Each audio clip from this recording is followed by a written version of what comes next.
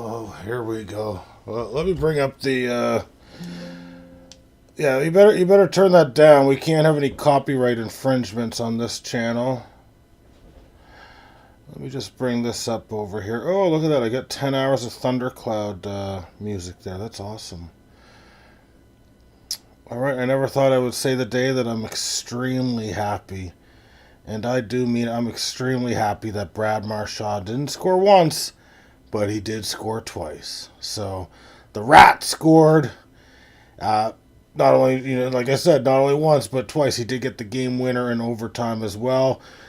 I did say that I was going to put him up if they won the game.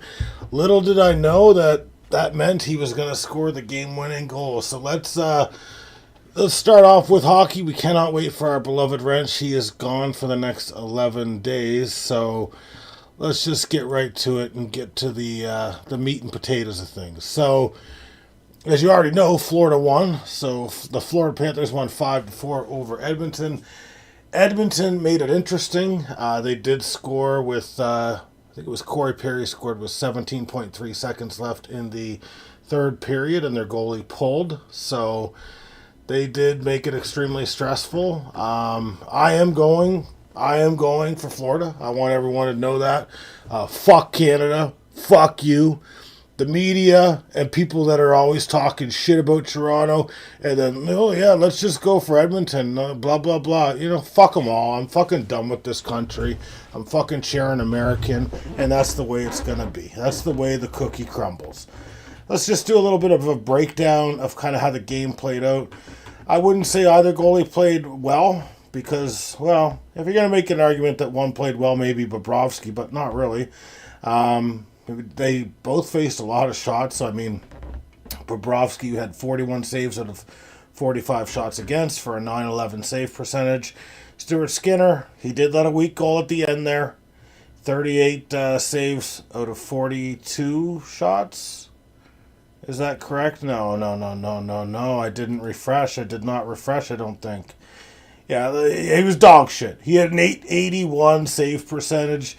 He had 37 saves out of 42 shots against, and he just wasn't necessarily that good, if I'm being honest with you. I can't stand him.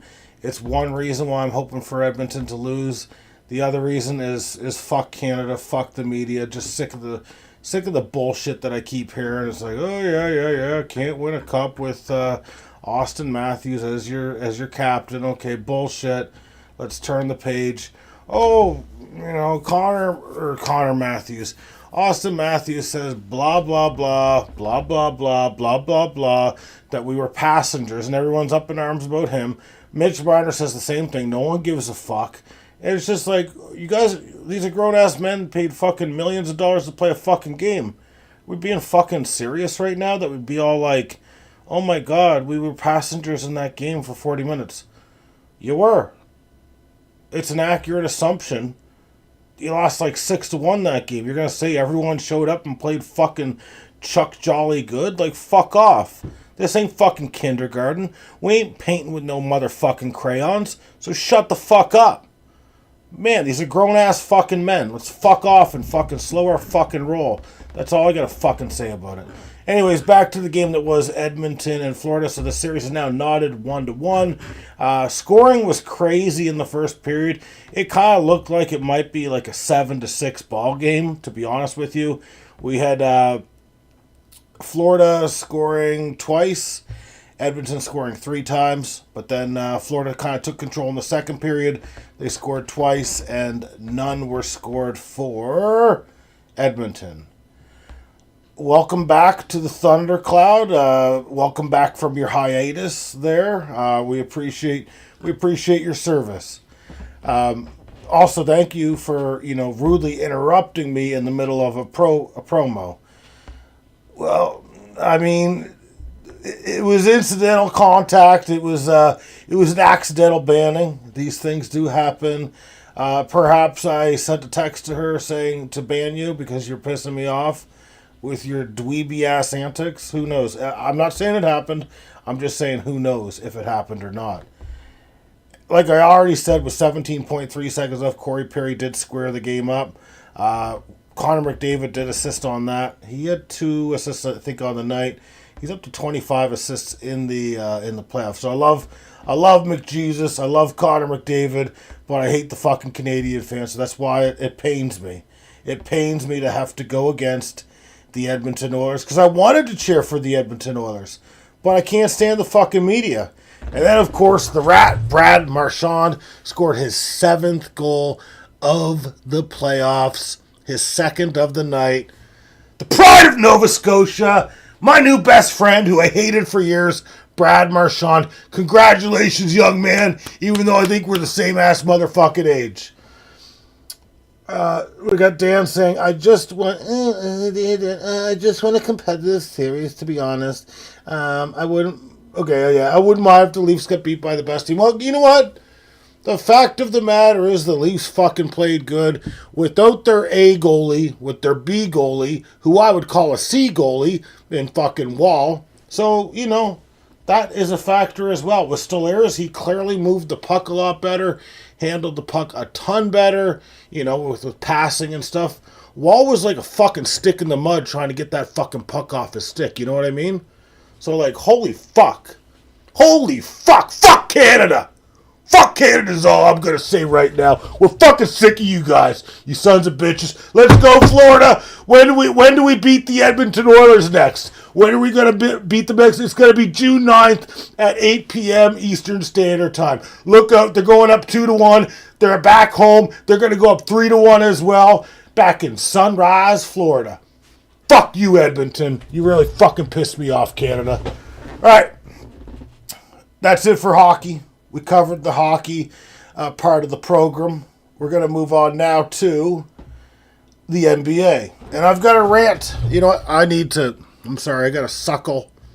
I got to suckle on this beverage a little bit here. I've got a rant. I'm going to save the rant for after we go over the next game. So we all know that the Pacers did come back late to beat OKC in Game 1. So they do have a 1-0 lead on the road. They are negative. They're basically 11 point. Well, OKC is 11-point favorites to win the next game. They probably will. If the Pacers go up 2-0, then I definitely see a 7-game series, you know, regardless. But the next game will be June 8th, which I believe June 8th is actually technically not today but tomorrow. So ABC's showing that. The thing that makes me very upset is I pay a lot of money. I pay a big wad of money for Sportsnet. Did Sportsnet have Game 1 coverage of the NBA Finals? I want to ask you guys that question. Do you think that they did? Was I able to listen to it while I worked? The answer is no, I was not. And do I expect that they're going to have coverage tomorrow? No. They probably only bought games 5, 6, and 7. Rogers, stop being so fucking cheap. Pick up all the games in the finals, because that's absolutely fucking ludicrous, and it's terrible fucking business for something people want to fucking see. So get your fucking act together, Sportsnet and Rogers, you sick sons of bitches. Let me just come back here and read what the comments say. Do you know how much time the Pacers led in Game 1? I do, because you just told me 0.3 seconds all game. Yeah, they hit the shot, Tyrese Halliburton did, with 0.3 seconds left. I literally, like I said last night, I had it in the title. I did have it in the title that OKC won, because it just seemed like it was so steady. It was like a steady, like 8-15, mostly like an 8-10 lead that they sustained throughout the course of that game. It happens where I put titles up in advance because I'm trying to get my shit ready. But, yeah, I was a little premature. Let's just put it that way. Anyways, we know when the next game is. We know that I now hate Sportsnet, who I pay fucking, $15-20 or something for per month. Mainly for baseball. So, start showing the game, Sportsnet. That's all I have to say about this. Now, I think I'm trying to think, is there much football news to go over? Because I do have a couple items. Nothing too major. I'm just going to quickly check if there's anything that I missed here. Oh, okay. Ian Rappaport is saying that the Ravens could sign Isaiah Likely to a contract extension. Don't care about should or could haves or will do's or won't do's. I'll believe it when I see it, but they probably will. We also have that the Baltimore Ravens are looking to extend Lamar Jackson. Okay. It probably makes sense. You'd end up saving a lot of money. But, okay. I mean, I guess that's some news there. The big NFL news that we do have is that Adam Sandler has told Derrick Henry that if he rushes for over 2,000 yards, he can be in one of Adam Sandler's shitty movies. As was the case last year, apparently, when he told him he could be in, whatchamacallit there? It was Happy Gilmore 2. So I think Derrick Henry has a cameo in Happy Gilmore 2 because he rushed for over 2,000 last year. So I guess he's just following up. I don't know what shitty movie is. I mean, there's a lot of movies by Adam Sandler that suck. Maybe they'll do a Waterboy 2. Maybe that's what they want to bring him back for. I don't fucking know. I just know that that's what's being reported as per ESPN.com. Let's get to the... Well, we kind of forgot about some basketball news. My bad. Looks like the New York Knicks are interested in Jason Kidd as a potential replacement to Tom Thibodeau as their head coach. With that said, we now move on to baseball.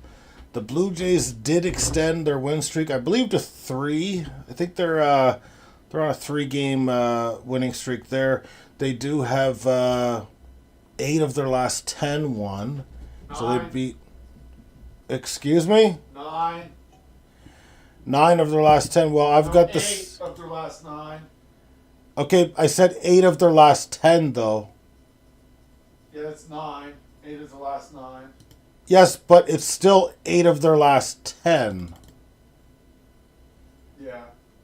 So, if you're going to fact check me on the basis that they are 8-2 in their last 10. You can go to MLB.com, check the standings. That's where I'm reciting this from. They have also won 8 of their last 9, so I'm not saying you're wrong as well. Please, you should have dropped that in the comments instead of abruptly interrupting me when I'm in the middle of a promo. Anyways, I need to get to the goddamn box score. You know, this is getting really tiring. Extremely tiring. So, the Blue Jays have accomplished goal number 2. So goal number 1 is get your fucking ass to 500. A 50% win percentage. Okay, I don't care if 8 of 9 sounds better. 8 of 10 is their last 10. I look at the fucking standings and I get 8 of 10. And that's all there is to it. I'm not gonna try to do some spicy Pete journalism here. I'm gonna cut it right down the middle. Their last 10, they're 8-10. Or they're not 8-10, they're 8-2, for fuck's sakes. There, now you can fact check me on that, you fucking idiots. You fucking marks. Alright, anyways, let's break down kind of the box score a little bit. Bo Bichette did have a clutch hit today. He was only 1 for 4 with 2 strikeouts, but he did have 2 RBI. Average is a little lower than I expected to be, so he's at 278. OPS at 763. That's kind of where I expect his OPS to be given his average, but I do expect him to finish at 290 or higher by the end of the season. Vladimir Guerrero, I mean, isn't hitting as good as the next guy I'm going to mention, and that is, we had another Barger bomb. And Addison Barger seems to be on fire since Sage stole him from Dan's hands. He's up to 7 home runs on the year. He is still leading the team with an OPS of 842. Barely knocking off George Springer, who's at 837, who everyone said, George Springer's done. Okay. The motherfucker has an 837 OPS. I don't think he's fucking done. So, you know, that brings me back to the Toronto sports media and how much they piss me off. Canadian sports media, you fucking piss me off too. But especially in the bigger markets, you guys have no idea what you're talking about whatsoever. Any other notables to go over here? I'd say not really. Springer hit a home run as well. He's got 9 on the year, and hit it off a good pitcher. I mean, both Barger and Springer hit it off of Ober, who's a pretty damn good pitcher. Got 3.78 ERA on the year. Definitely nice to see the Blue Jays winning this game, because this game, I mean, we're up against a team who has a mirror record of us. Both teams are currently now at 34 and 29. And we did it on a spot start day. So we did it with Schultz leading off. He only went 2 innings. Didn't do very good. Let 3 earned runs. Eric Lauer, he had 2 1/3 scoreless innings. ERA's at 2.08. That's a hell of a minor league signing. Fluharty, I mean, at a 3 ERA, can't complain about that. Uriel Rodriguez picked up a hold. That ERA's at 2.61 for Uriel Rodriguez, and he's a guy that's a bullpen arm. He might get damn near 100 innings pitched from the bullpen. I haven't looked at his exact stats, but it just seems like he's coming in for like 1, 3, or even more innings. So he has been an absolute force for us, definitely earning his keep. Brendan Little got roughed up, so I believe since I've been streaming, this is the first time he has been roughed up for a run. So he let 1 earned run in an inning pitched, ERA at 1.55. Jeff Hoffman picked up the save with 3 strikeouts in 1 inning, lowering his ERA to 5.53, but we already kind of talked that his peripheral stats were looking really good. That ERA is not actually an indication of how well he's been pitching, in my opinion. I know he's had a couple duds, for sure. He's dropped the ball, but I do think he's been better. So he picked up his 14th save of the year. Let me just turn my attention to the comments. It's crazy to think our $500 million man has 1 more home run than Barger with 100 more at-bats. Well, it doesn't surprise me. Vladimir Guerrero is not worth that as a player, and I was pretty candid about that. He's not a good enough. So for one, he doesn't play a real position. He plays first base.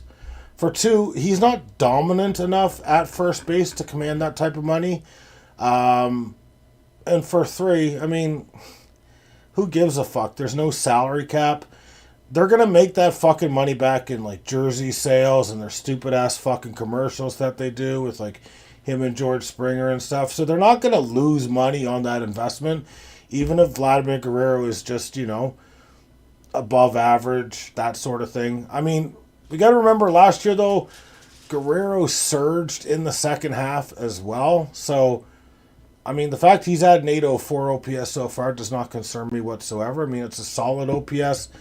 It's dropped considerably the last, week and change.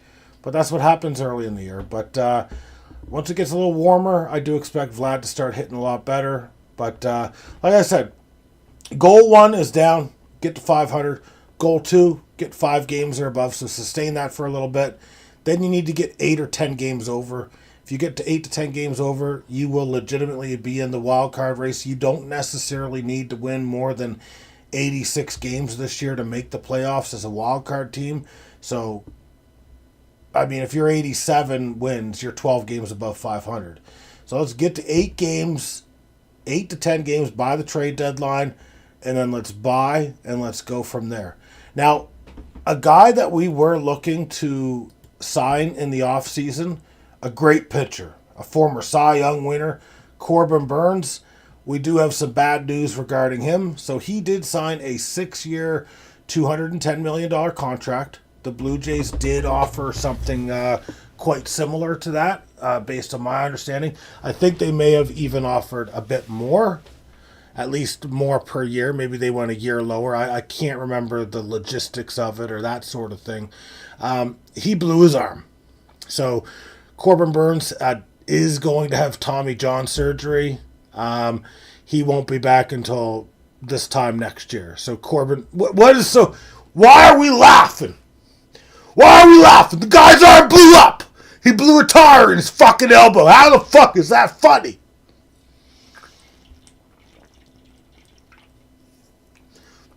Here at the Thunderclap, we don't laugh about that stuff. We take that serious. I'll be praying. Before I go to bed tonight, I'm going to pray for the health of Corbin Burns' arm. Because, I want to see him win his second fucking Cy Young. He won his last in 2021. And it's just a beautiful man. His elbow's not super strong. Welcome to the Thunderclap Corpse Show. But I'm just sick and tired of people laughing. He blew his arm out. Let me guess, Dan. Your fucking Zal has fucking Corbin Burns and you're happy?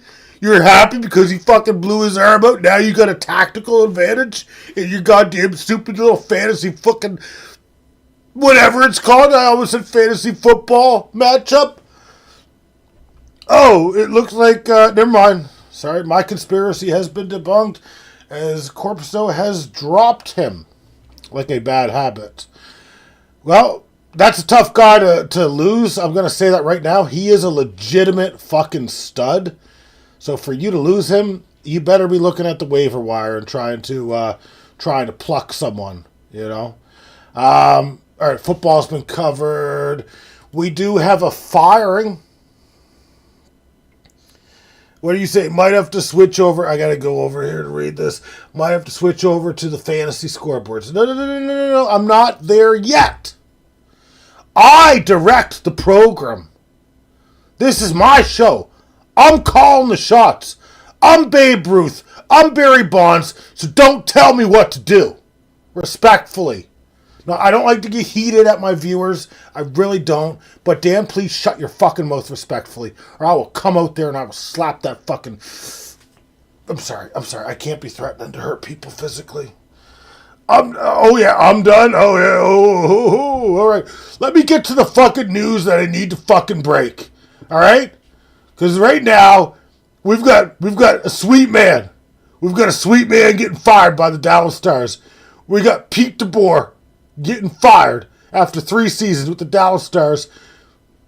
It probably had something to do with him throwing his goaltender under the bus after Game 5. So he did throw Jake Ottinger under the bus. He's supposedly regarded as a very good coach, but he essentially blamed the game on a very good goalie, pulled him after 2 shots. Those 2 shots were extremely difficult saves, so I don't know why he necessarily pulled it. So I would say it's a combination of, you publicly probably shouldn't say that. B, we don't like how you managed our ace of a goalie. So Peter DeBoer's gone. He's gone with the wind. So that's hockey I forgot to touch earlier in the day here. I'm just checking here. We will get, I promise you, we will get to the Pete Rose Bowl cut. It's always my favorite segment of the night to do because I always get to gloat about what I'm doing as the overseer of the barnyard. Dan, you might be the GOAT, but at any time, I could fucking take you out back. I don't want to say it. I don't want to say it, but if you're a GOAT and I'm the barnyard overseer, I could fucking kill you for fucking food. So I didn't want to say it, but it's the fucking truth. All right, let's get to it. Let's get to the Pete Rose Bowl cut. I want to refresh to make sure that the standings and everything are up to date. Here we go. You sound like a fucking idiot. Oh my god, I can't even do this anymore. I'm about to fucking take my fucking headset off and spike it down like I'm in the fucking end zone, like I got a goddamn football in my hand. Are you fucking kidding me? I'm only 30 games back of first place. You sound like the Colorado Rockies, who are historically bad. They are historically bad to the point where there's never been a team that's been so bad in the entirety of baseball. That's what you sound like. It sounds like you're a fucking shitty team. Anyways, we have 1 move, well, technically 2 moves, but the move that's more important is the move that I made earlier.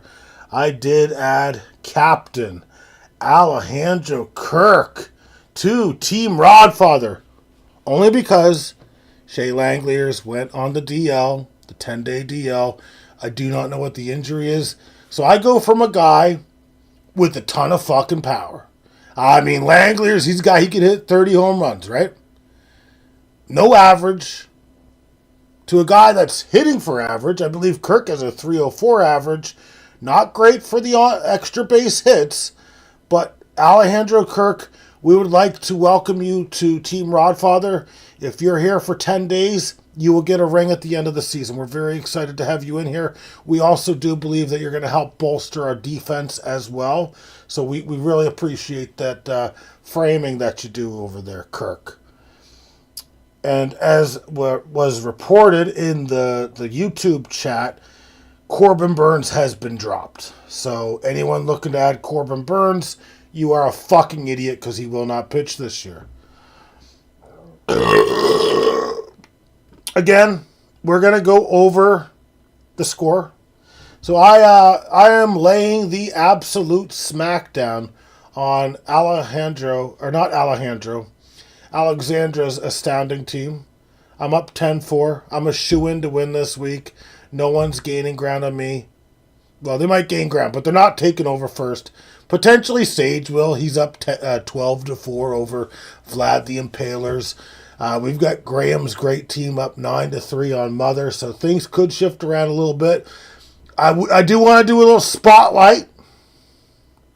Because we do have a current 15-0 lead for the Dark Sliders over top the bases loaded IBB. If someone picks them up, then they're clearly not fucking reading. I am so sorry, Nameless. I am so sorry that you are joining the segment when you are. I will welcome you to the Thundercloud, though. Welcome to the Thundercloud, Nameless.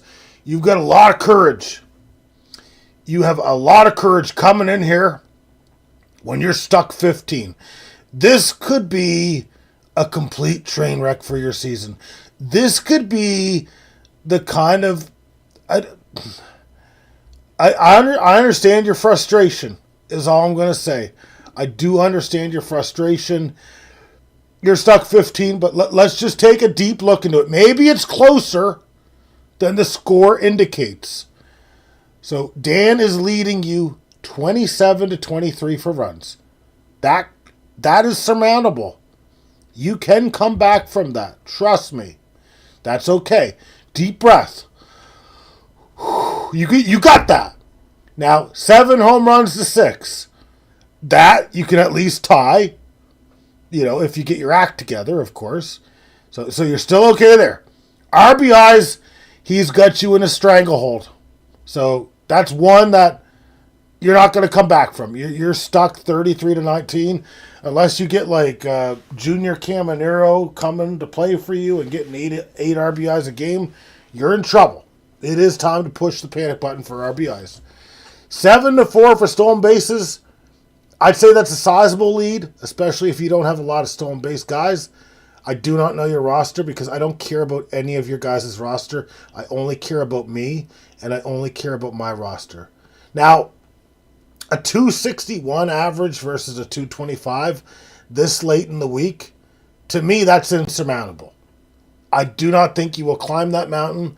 I think you're fucked, quite frankly. So there's another stat that you're guaranteed to lose. So I think we're keep track of it, my wrench.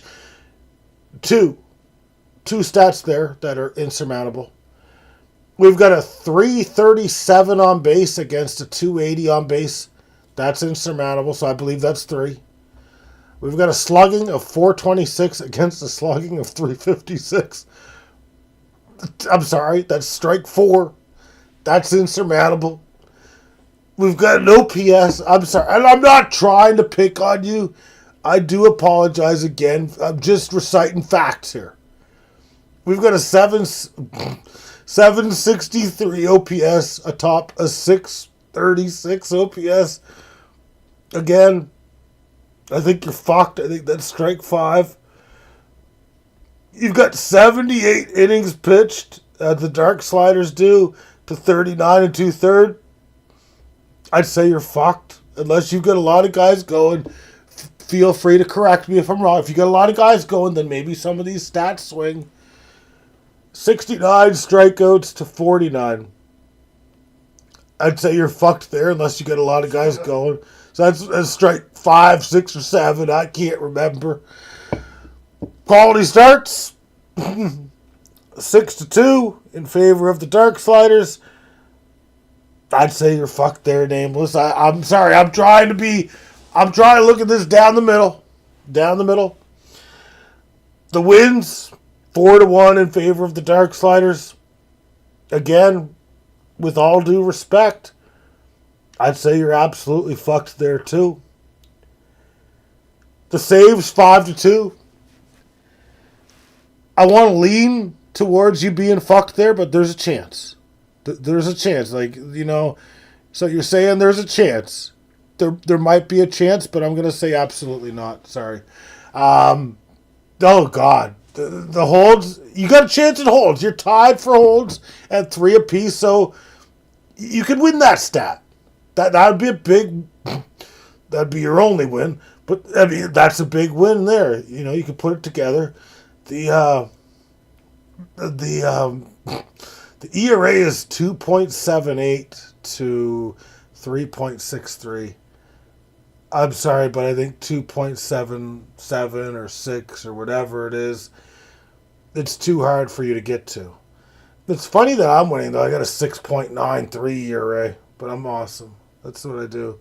The whip, 1.026 against a 1.41.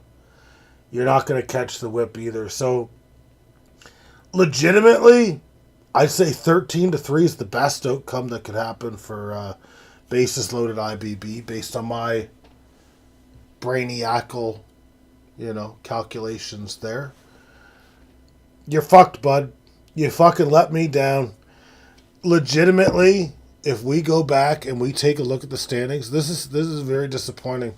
One of my former pupils, legitimately speaking, Dan will be atop you by a half a game, worst case scenario. Based on my projections, worst case, he'd be like a half game, 1.5 games behind you, but I don't think that's going to happen. This is what I just call, what was that pitcher that let that home run to Albert Pujols? Brad Lidge? This feels like a Brad Lidge job right now. Like, you just fucking blew it. You just fucking blew it, bud. This was your time to shine. You could have fucking put a fork in him, put the fucking nail in the coffin, and you just let him scrap back in it. So, I hope you got an easier matchup the week after. How could you have an easier matchup, though? How do you get an easier matchup than some motherfucker who's 30 games behind the leader of the league? I don't want to say you should be ashamed of yourself, but you should be ashamed of yourself in that dog shit performance that is you and your team this week. Yeah, we're pretty much at the halfway point for maybe the fantasy season. We're not quite at that point for the real leagues. We need another, 3 or 4 weeks before that happens, I would say. Anyways, I think that I have covered everything. I believe that I do need to be on the lookout. I think I do need to be on the lookout for Nameless. I think he's in a pretty rough spot right now. I think we need to pray for him. He's in a tight spot right now, and I don't think he's going to get through it. You can listen to that U2 song, Stuck in a Moment. You got to get yourself together, because that's kind of the best way I can positively script this thing. I don't think I think you're going to be stuck in this moment for the rest of the season, Nameless. I'm disappointed in you, and I do apologize for saying that, but you had a chance to bury one of my competitors, and you failed. So I guess I got to take care of everything myself, because you and Sage can't get the fucking job done. All right, that's it. We'll be back tomorrow for a sports stream. I believe Indie Game Cloud is going on tomorrow to play that Half-Life ripoff game, Black Mesa, somewhere around 5 or 6 Eastern Standard Time. Then Indie Game Cloud on Sunday, I think we're all going to join, it'll be 3 of us, doing Valheim starting at 4 or 5 Eastern Standard Time. So keep an eye out for that. Like, subscribe to them as well as me. You know, especially me though. I need them. I need it more than them. I built their program. Now it's time for them to build mine. So that's it. We're out of here. Keep an eye on YouTube. We'll be back tomorrow to raise hell. Everyone have a good night. You want me to pay you to subscribe? That's not how it works. Do I have money? You know what? We're going to do an Age of Empires run. I promise we will do it. I promise you. Now, I need to get a little bit deeper into The Last of Us. You know, once that's out of the way, for sure. But maybe we'll put that in the middle somewhere. I love kicking your ass in Age of Empires. I mean, I remember the last time I played it, I had a 2-year hiatus. I came and I just completely dominated you. Because I know how to manage an economy. Because I learn all the best things from Trump. So I apply that to Age of Empires. And I'm also a fucking tyrant in there too. I'm scared to get my fucking hands dirty. But yeah, Age of Empires 2 we will do. I just hope that the next time I play Age of Empires 2, it doesn't have like pumpkins. Like explosions with like pumpkins and stuff like that. Should have applied to some stocks like, ooh, good idea. Maybe we should be doing that actually. Buying some stocks now that Trump tried to hook up his boys there with these tariffs, basically. All right, guys, I need to turn the air conditioner back on because I have to turn it off for these streams because it's so powerful sounding. So that's it. That's it. Have a good night, everyone. We'll reconvene tomorrow. That's it from the Thundercloud. Good night.